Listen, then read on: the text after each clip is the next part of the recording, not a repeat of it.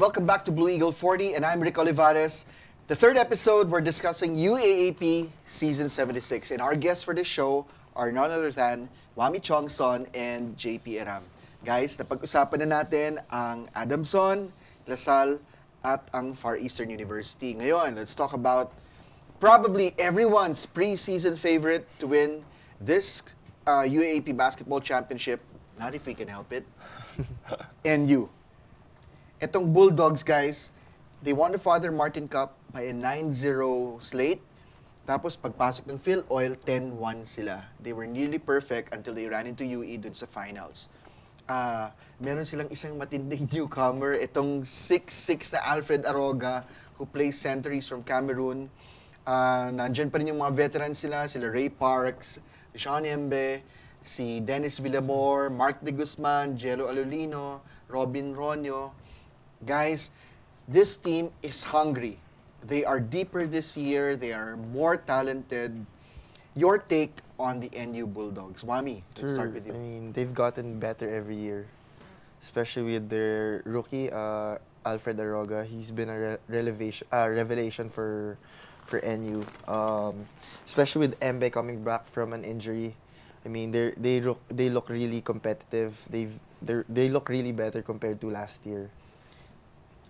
Poy, paglaro mo sa slot, makakalaban mo hindi lang si Embe, pati na rin si Aroga. Ano take mo na parang wala kang pahinga pag dalawa kalaban mo, yung papalit-palit na gano'ng kalakas? Nakakapagod din. Pero syempre kailangan mong, syempre every game we study how the players of other team play, how the system goes, ganyan. So syempre makikita mo kung ano yung weakness nila. So, doon mo tatrabahuin yung kailangan mong gawin para in-game ma-apply mo, tapos magawa mo sa kanila para in-game, hindi nila magagawa yung strength nila. Kasi alam mo yung weakness nila. Kunyari, si Aroga, sa ilalim, di ba? Mabilis na siya pag fast break. Ganyan. Tapos wala siyang post move. So, kailangan mo i-push siya palabas ng shaded lane, tapos hayaan mo siyang tumira sa labas. Alright. Wami, they say, looking at yung Phil Oil Finals, yung natalo ang NU sa UE, where Ray Parks goes, so do the NU Bulldogs. Yeah. So therefore, is in very simplistic terms, is it just stopping Ray Parks? Or hindi ganun yun? Hindi, it's not easy. I mean, you can't stop Ray Parks. Even if we do, you still have Alfred Aroga.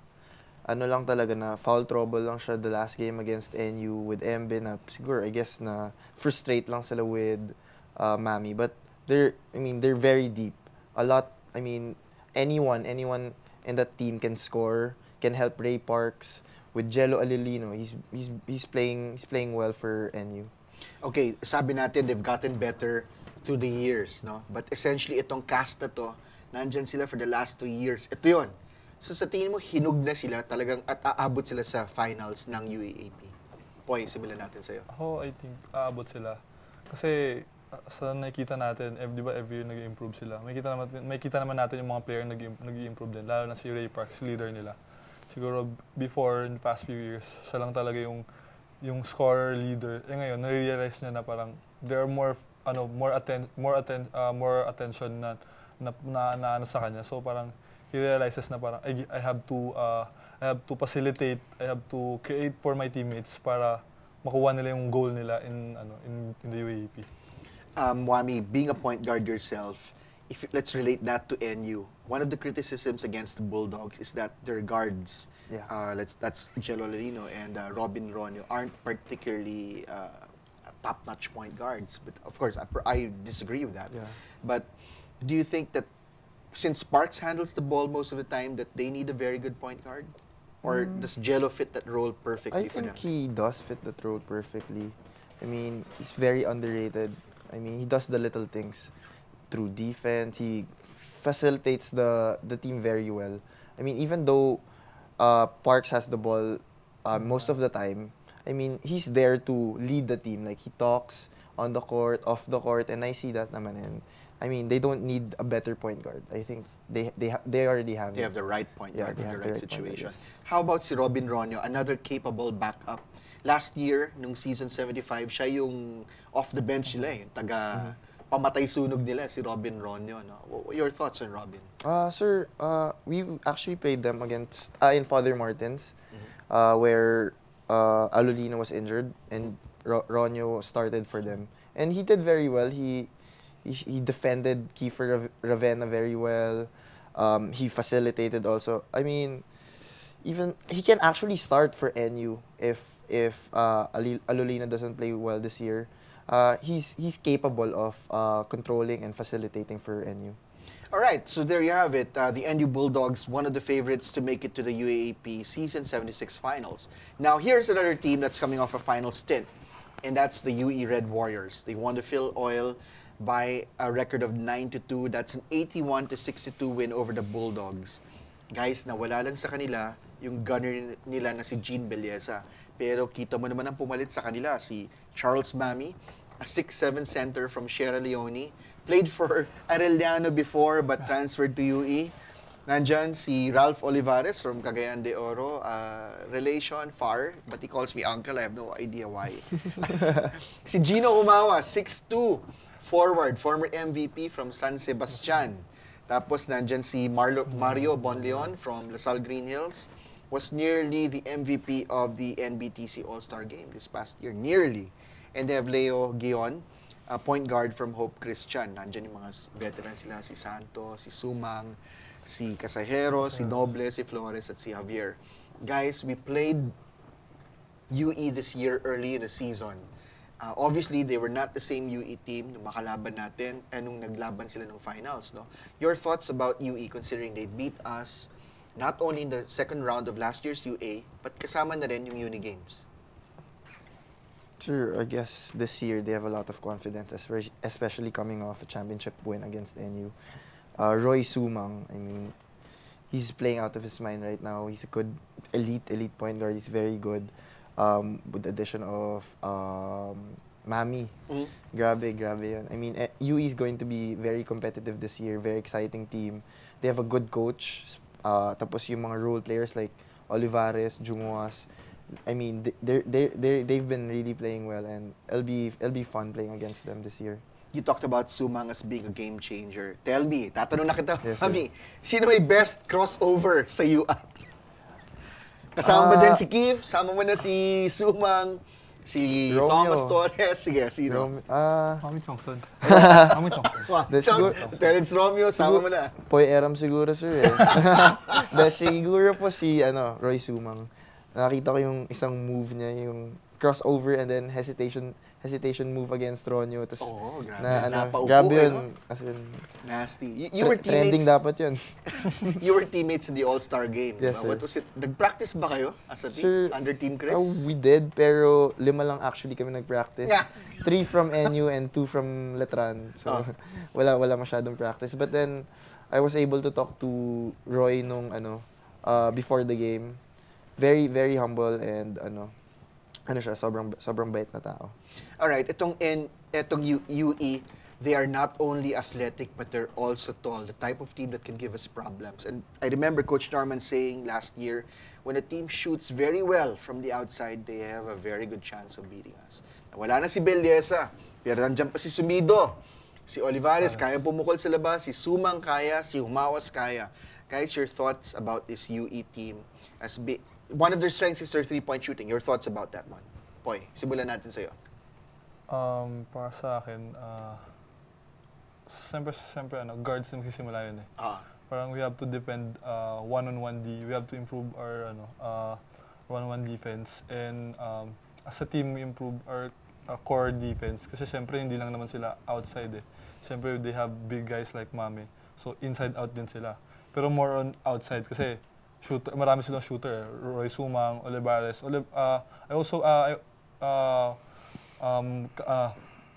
Sa CDO pa ako, nakalaban ko pala si Olivares. Kasi we're on before. Siya, STI High School, then ako Pilgrim College. So, he's a good player also. Then, na-improve pa lalo yung shooting niya.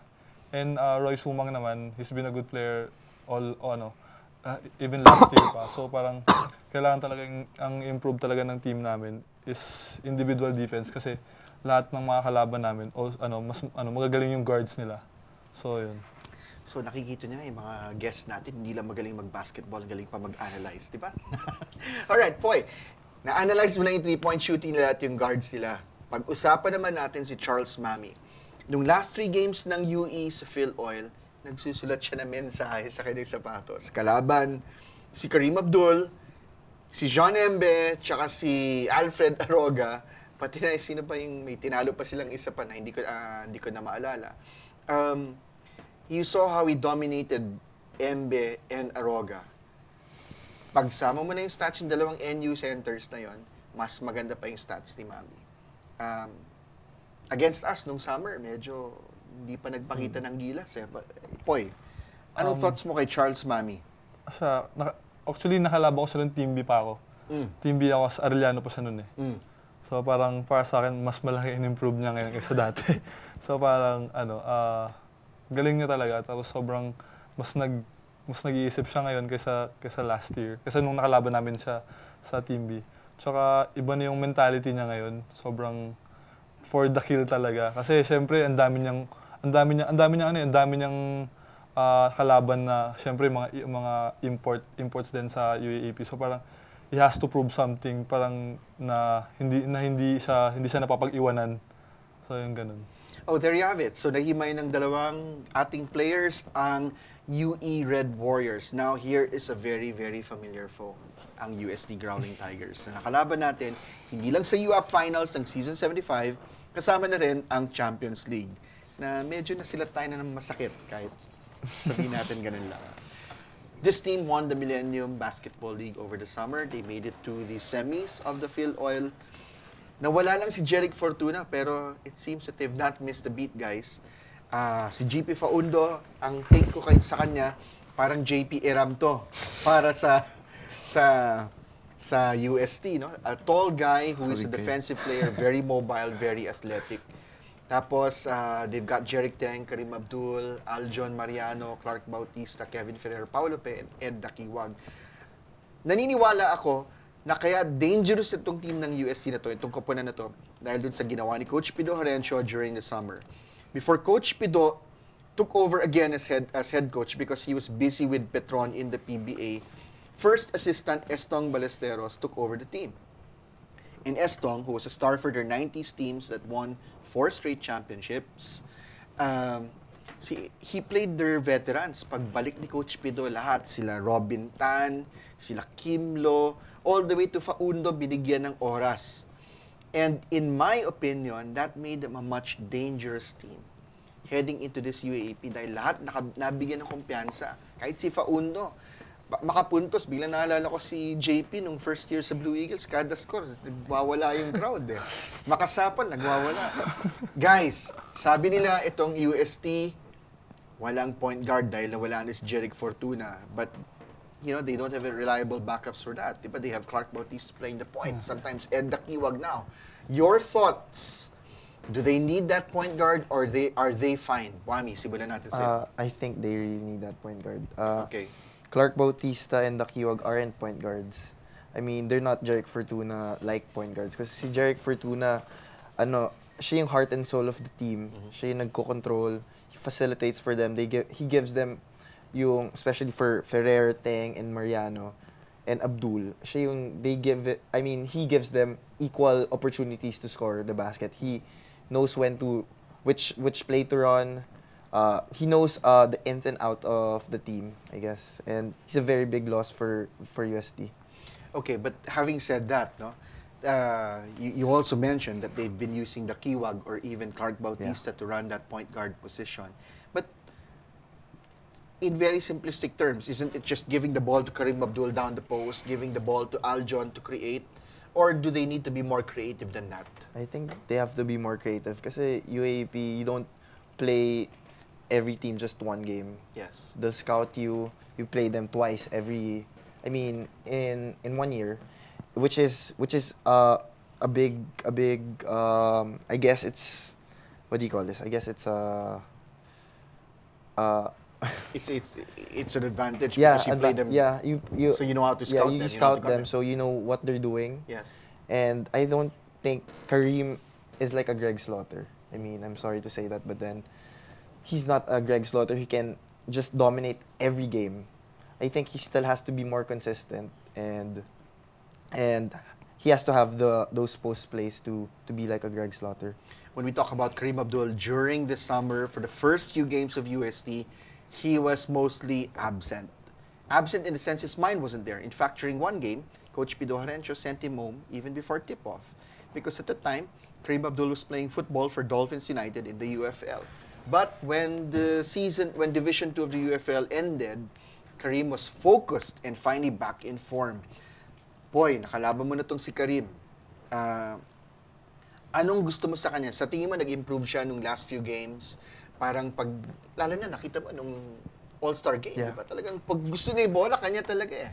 So, Poy, how big a factor will Kareem Abdul be in their title race this year, itong UST? Sobrang laki ng magiging factor niya kasi syempre, yun nga, nabawasan sila ng point ng facilitator. Pero syempre, kailangan every player in the team, you should parang they have to step up and they have to play as a facilitator naman eh. So ganun. So kailangan siya mas 'di ba si Greg parang sa amin pag alam niya na dinedeny siya, he creates for his teammate. Eh si Abdul naman, ganun dapat din yung gagawin niya ngayon kasi mas parang mas maraming attention din yung ibibigay ng opponent sa kanya kasi mas gumagaling siya ngayon. Meron siyang outside shooting, meron siyang post move, mas nag-iisip na siya lalo kaysa past few years na nilalaro niya. Okay. How about Jeric Teng? They say, and Coach Norman would say this before, when this team shoots from the outside, parang grabe, pag magbagsak pag umiscore ng puntos, tuloy-tuloy, walang katapos-tapos. Kahit sabi mong may 15-point lead, naka 15-point run ng Ateneo, pag tingin ni Kiefer sa score, uy, lamang lang tayo ng tatlo. Okay, so a lot of their points will be scored by Aljon Mariano and Jeric Teng. How focused are these guys on winning a championship? Lalo na graduating dun si Jeric Teng. Sir, siguro, I think if they want to win the championship, I think it should be this year. Kasi Jeric Teng's going to graduate and siya yung parang main focus ng offense nila. Not to mention Sir Kevin Ferrer pa, who's been improving a lot this year. So I guess for us, we just have to focus on our individual defense and team defense. Kasi once mag-score na yung tatlong yun, si Ferrer, si Mariano, and Teng, I mean, it's impossible to beat them.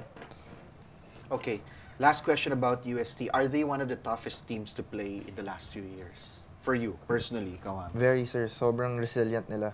Kasi never sila naubusan ng confidence. Even though, like, last 2 minutes, down sila double digits. They'll still try to win. And sobrang resilient nila. Malaking bagay ba po si Pido Harencio as head coach for the UST Growling Tigers? Sobrang laki kasi doon nag-start kasi once na yung coach nila malaki yung kumpiyansa sa player, syempre yung player, mas yung kumpiyansa nila, mas gaganda. So, pag yung coach mo may tiwala sa'yo, so the player, parang pa-follow lang yung player. So, mas maganda yung ilalaro nila this year. Tapos si Coach Pido kasi talaga, siya yung coach na parang Never say that. Oh, never say that. Siyempre, Hinebra, siya eh. So, parang hindi talaga siya, never say die talaga siya. Kahit anong mangyari talaga, lalaban siya. Alright. So, we've already dissected the other schools. Now, let's move on to our neighbor here in the battle for Katipunan. The University of the Philippines Fighting Maroons. Now, wag kayong tumawa, pero itong team na to ay delikado. Sige, sa PhilOil, they finished with a 2-6 record. But they won their last 2 games of the PhilOil tournament. Furthermore, they made the semifinals of the Father Martins Cup. They lost 8 players. Mike Silungan, Jet Manuel, Alingo Emba, Paulo Romero because of injury. Pero may mga pumalit dyan. Like sila Kyle Slao, si Kyle Suarez, dating galing Ateneo High School. What can you say about these tall and athletic UP Fighting Maroons? Let's start with you, Juami. Siguro, sir, the only thing missing with this team is they're inexperienced. But they're very talented with their guards. Coming in, si Mikey Reyes, he's a very good point guard. I've played with him over the years. And, I mean, they've been improving. Even though they didn't show a good record siguro in the PhilOil, I mean, like what I said, Philoil doesn't really prove anything. When UAP comes, that's when it means a lot. Yes, yes. And I guess UP will be there. They'll be a dangerous team. Boy, one of the strengths of UP right now is the rebounding. Lalo na nandyan si Raul Soyun, diba? They have Chris Ball also na nakalaban mo last year. Sa tingin mo, these two guys, no true center, but these guys will help UP get out. Their goal is to get out of 8th place, and they want to move 7, and if possible, even to the Final 4. Malaking bagay ba tong si Chris Ball at si Raul Soyun sa campaign ng UP? Siyempre, ano sila eh, parang kunyari ako or si Greg. Kasi Raul Soyod has the shooting, may shooting siya. Tapos si Ball, energy, tas offensive rebound, lahat meron siya. Hustle player siya. So yung dalawang yun, pag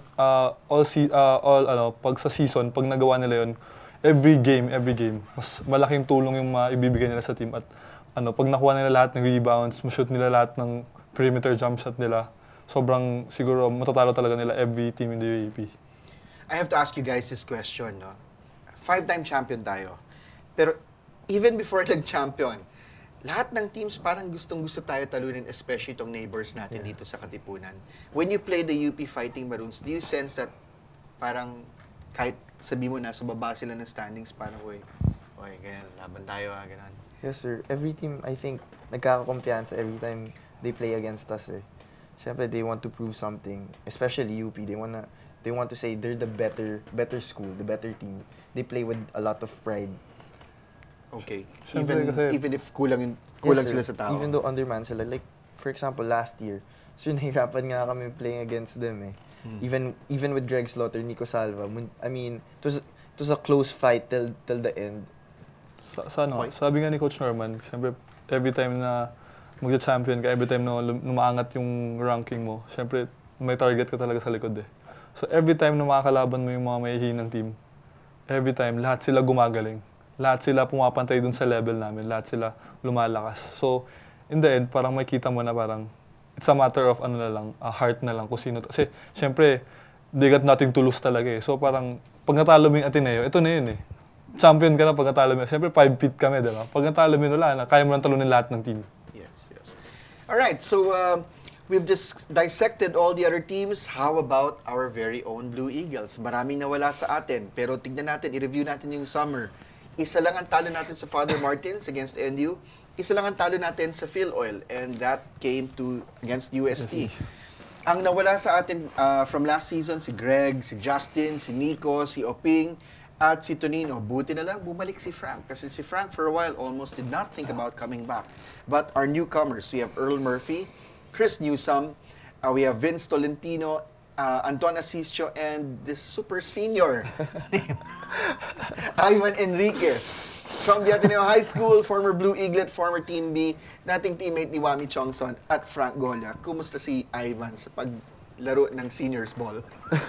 Sir, parang nung sinabi yung super senior, parang tanda na niya. Estudyante kayo, sabay-sabay kayo tatlo. Sir, I'm very happy for him, very proud of him, sir. He's been working hard past few weeks to make it to the team, and everything paid off for him. So, props to him. Alright, guys. So, this team, we lost a lot, pero maganda pa rin yung pinakita natin nung summer. We did not win any trophies, but that's fine. That's not the objective. The objective was to prepare for the UAAP. Question number 1. How ready is Ryan Buenafe, Juami? I know you touched on this earlier. Yeah. How ready is Ryan Buenafe? Not yet there. I think Getting there. I think Not siguro, the answer you guys wanted, but we're getting there. I think mentally is ready, but physically, obviously yet. not. Ang dami naghihintay sa kanya magpakita sa Lasal, pero... Hindi, sir, ano lang naman yun. You know he's a big time player. Yeah. Comes out every UAP. Alam mo, Philoil parang lang sa kanya, conditioning, I guess. Okay. Kahit naman ng 3 feet, hindi siya ganun ka-condition sa bagay nga. Okay, question number 2 for the Blue Eagles. How are we health-wise? Is everyone, you mentioned Jiboy is starting to get back, but come tip-off, this coming Sunday, ready na ba tayo? Lahat tayo, kompleto, full force ng Ateneo Blue Eagles. Poy, simulan natin sa'yo. I think the team's ready. Alright. We're ready because all the injuries are healing. Yun nga. And tapos sa practice naman, we do our best to make the system work. Yun. Yun lang. Okay, Juami, question number 4. Marami nagtatanong, si Von Pesumal, na-injure yung shooting hand niya. Pero tinanong ko si Von, while in the States, he was practicing with his left hand. Does that make him a more dangerous player? Very. Yeah. Sir, pinapractice nga niya yung free throw niya with his left hand. Wow. And Ano success rate nun? Sige nga. sir, parang ginagamit niya yung right hand niya. Wow. Even yung form niya, ang ganda tingnan. So, I mean, you have to watch out for Von this Sa year. anong pagbalik niya, parang walang nangyari sa injured Alright. finger niya. Kasi last game pa lang, back-to-back chase agad pinitawan niya. Okay, Chris Newsom. Parang pigil pa si Chris Yes, sir. sa paglaro niya. Against Lasal, mas defensive-oriented siya, pero sa ibang games, scorer siya. Yeah. What can fans expect from Chris Newsom this season 76? Sir, what's nice about him is, hindi siya offensive-minded. He does those little things to help the team win. Parang Kirk Long. Yes, exactly. Parang Kirk defend, Long po. rebound. He average like 12 rebounds a game. Exactly. Yeah. Sir, if rebounds what it takes to win for us, he'd do that. Defense, just like against Jeron Teng, sir. Yeah. I mean, he made it hard for Jeron. And he always talk to Coach Bo if who's the best player in the other team. Ayos. He can depend. Yeah. So meron na tayong isa pang stopper dyan. Alright, speaking of stoppers, this coming Sunday, the first game of the Ateneo de Manila Blue Eagles is against tournament favorite National University. Guys, I have to mention this. Every time you played NU in the Henry C. era, and we've lost to them in that particular tournament, they went on to win the championship. Pre-season or post-season. Basta tinalo tayo, champion sila.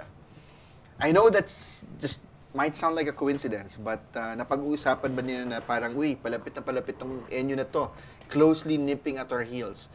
Your thoughts about the matchup on Sunday? MOA, main game of the Sunday doubleheader against NU.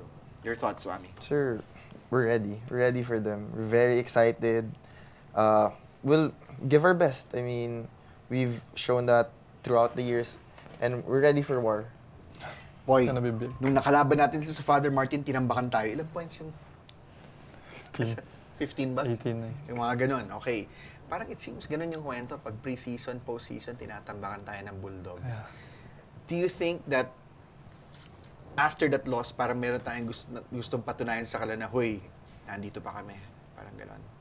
Parang gaya na sinasabi ni Coach Bo, yung gauge namin talaga mga UAAP teams, lalo na NU.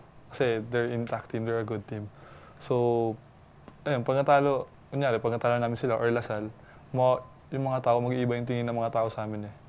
We're still a good team. Doon pa rin kami, a team to beat pa rin kami pag natalo namin yung dalawang team na yun. Playing in the Mall of Asia, which is technically their home court. They even have their own locker room that is separate from everyone else. Diba? Iba yung ambience, mas malapit yung crowd sa action kaysa sa Araneta, parang mas spread out eh. Diba? How big a thrill is it playing in MOA, especially against NU in their home court? Wami? Sir, it's like NBA-like experience. The stadium is like an NBA stadium. Wow. It's very good experience. Pero for me, sir, personally, I prefer playing in Araneta. It's more loud. I mean, you feel the intensive atmosphere, I guess. Mm-hmm. Ikaw, Poy? Ako, para sa akin, doesn't matter kung gaano karami nanonood. Ang importante manalo yung team. Importante pakita namin na kung gaano kami kadeterminado para manalo. So, gutom pa rin ba ang Ateneo? Siyempre naman. Ikaw, Wami, you want to graduate with another championship. Napag-uusapan nyo ba yan as a team without the coaches? Napag-uusapan nyo, guys, let's go for one more win. Let's go for the championship. O ito, NU kalaban natin. Feeling nila, kaya tayo kasi tinalo tayo. Do you guys talk about those things? Sure, we do. But then, we take it one game at a time eh. Kasi sir, if we look ahead, we're forgetting what's in front of us. Kasi long process pa naman yun. Mahaba pa yung season. So, Right. But in this opening week, guys, hindi lang NU. After that, Wednesday yata, FEU. FEU agad. Tapos sa And Sunday, Lasal. Lasal. Parang last year, dinaan tayo sa gauntlet ng mabibigat. Birthday Same ko pa thing. yun, Ateneo Lasal. Ganun ba? Happy birthday, boy. Hell week, kumbaga, for the Ateneo Blue Eagles. Okay, guys, this Sunday, what can all Ateneans and Blue Eagle fans out there expect from us? I'm not gonna say ask for a prediction, but what can everyone expect from you? Bulusok ba tayo? Laban kung laban? Puso? Ano ang makikita natin sa Blue Eagles? Surprise na lang siguro, sir. Alright. One big fight. Boy, One big fight. one big fight.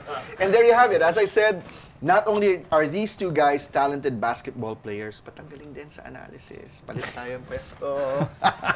There you have it. Juami Tiongson and JP Erram. Thank you very much for Thank you, being thank you. on Blue Eagle 40. Yeah. Thank you, sir. Wish these guys a lot of luck on Sunday against the NU Bulldogs.